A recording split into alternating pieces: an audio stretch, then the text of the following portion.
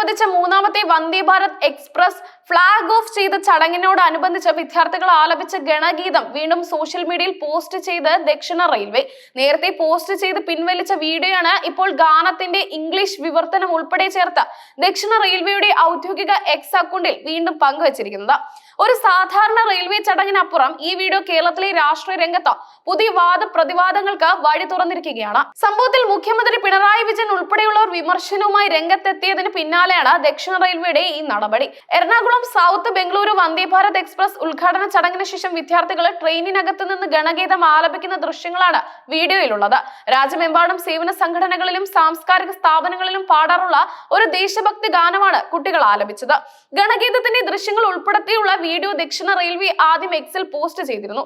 എന്നാൽ വീഡിയോയുടെ ഉള്ളടക്കം സംബന്ധിച്ച് സാമൂഹ്യ മാധ്യമങ്ങളിൽ ചില കോണുകളിൽ നിന്ന് വിമർശനങ്ങൾ ഉയർന്നതിനെ തുടർന്ന് ഇത് പിൻവലിക്കുകയായിരുന്നു.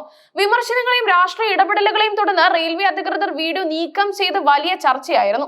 എങ്കിലും മണിക്കൂറുകൾക്ക് ശേഷം വീഡിയോ വീണ്ടും പോസ്റ്റ് ചെയ്യാനുള്ള ദക്ഷിണ റെയിൽവേയുടെ തീരുമാനം ശ്രദ്ധേയമായി.